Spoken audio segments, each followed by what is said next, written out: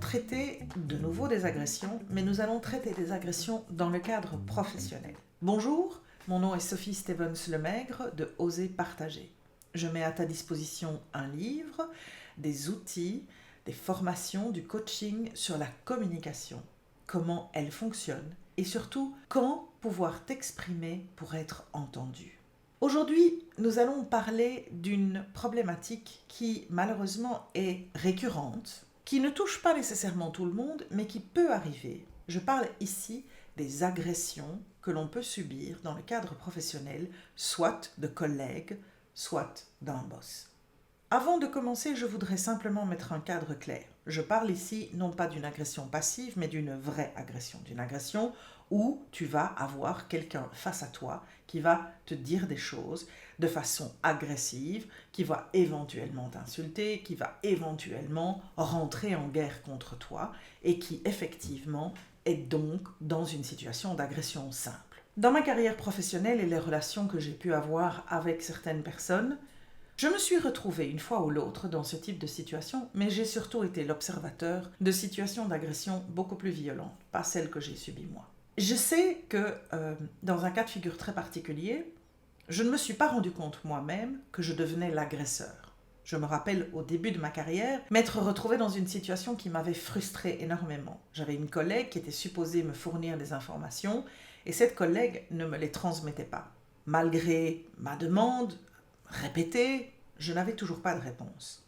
Et donc un jour, sans me rendre compte que j'étais très agressive d'ailleurs, j'ai débarqué dans son bureau en lui disant « Écoute, je suis désolée, mais là j'ai besoin d'avoir des informations parce que moi je ne peux pas continuer à travailler sans ça. » Et là je me suis fait agresser parce qu'elle a haussé le ton, parce qu'elle m'a injuriée. Je me suis retrouvée complètement anéantie par cette situation parce que je ne m'attendais pas du tout à ce genre de réaction.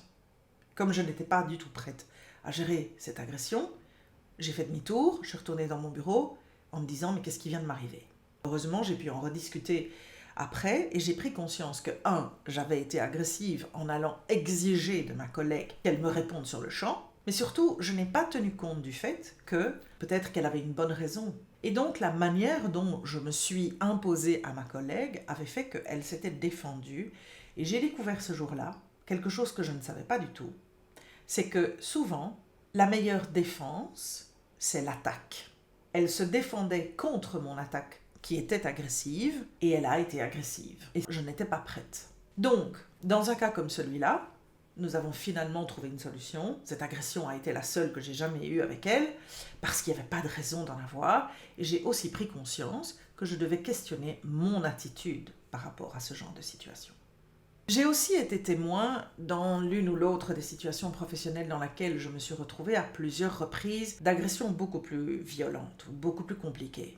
À savoir des collègues qui se mettent à se disputer, le ton monte, les insultes commencent à voler et on n'en arrive pas aux mains, mais en tout cas l'agression elle est verbale, elle est vraiment tonitruante et très profonde.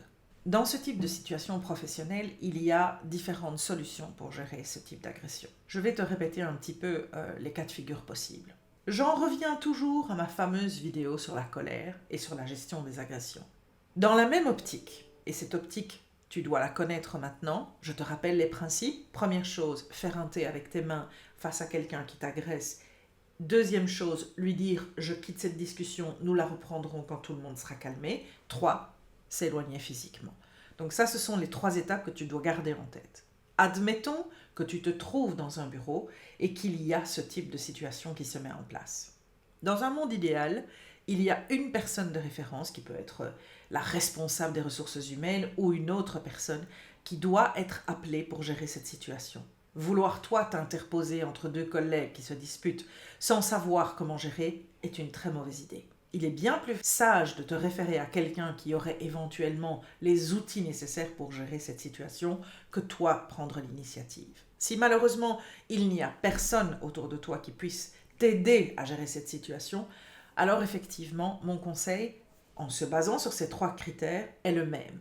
La première chose, c'est qu'il faut séparer ces 2 personnes en leur disant « Vous n'êtes pas en mesure de pouvoir continuer cet échange parce que ceci est de l'agression, ce n'est pas de la discussion et donc vous devez vous distancer physiquement. » La personne qui est la plus en colère doit être isolée Absolument, c'est indispensable. D'abord parce qu'il faut que la pression retombe. Alors, isoler une personne en colère, c'est quoi? C'est la mettre dans un autre bureau, c'est la mettre à l'extérieur, dans la rue, voire, si vraiment la situation est trop compliquée, c'est la renvoyer chez elle. Quelles que soient les raisons qui motivent cette colère, quelle que soit l'heure de la journée dans laquelle elle a lieu, la personne doit absolument pouvoir se calmer, et d'une personne à l'autre, cela va prendre quelques minutes, cela pourra prendre quelques heures.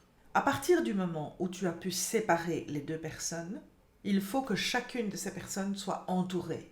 Dans un monde idéal, il y a une personne de référence avec chacune, elles peuvent éventuellement parler à cette personne qui n'est absolument pas concernée par la problématique. C'est très très important que tu gardes ça en tête. Les personnes qui vont accompagner pendant un temps celles qui viennent de se retrouver dans cette agression, celles qui agressent, celles qui subissent, sont toutes des personnes qui n'ont rien à voir avec la problématique. Elles doivent pouvoir garder leur position de neutralité, ne pas prendre parti, ne pas se laisser influencer par ce que l'autre va dire. Elles ne doivent pas être quelque part prises à partie dans la situation.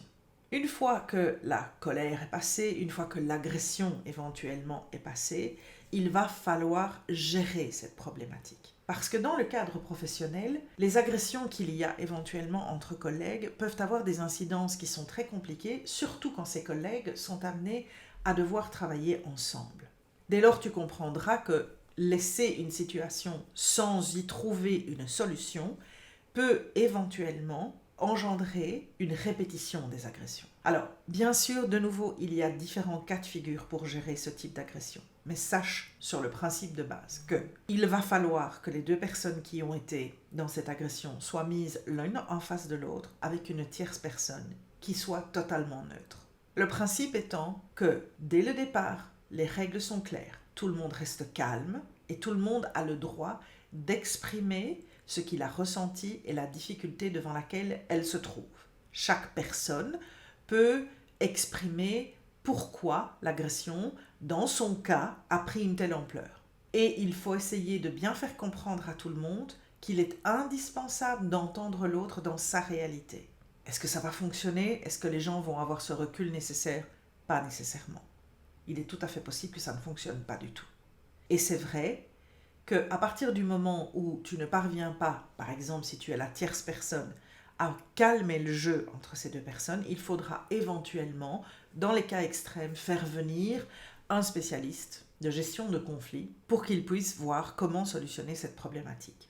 Dans les cas les plus graves, c'est une problématique qui ne se solutionnera jamais. Ces deux personnes qui vont rester campées sur leur position sans jamais être prêtes à écouter ce que l'autre a à dire et à mesurer que leur interaction n'est peut-être pas la plus juste. Et ce qui va se passer, c'est que c'est des collègues qui vont devoir être distancés, soit on peut envoyer une des collègues dans un autre département pour qu'elle ne soit plus amenée à devoir travailler avec la collègue en question, soit éventuellement il y a une personne qui quittera l'entreprise parce que l'agression aura été trop violente et la position ne sera pas possible à maintenir dans des rapports de collègues. Mais là, je te parle de cas extrêmes. Malheureusement, ça existe en entreprise. Donc voilà, j'espère que ça va t'inspirer un tout petit peu. Il y a des tas de cas de figure qui peuvent être plus compliqués à gérer que cette petite vidéo générale, mais j'espère qu'elle va déjà t'inspirer et te faire relativiser aussi.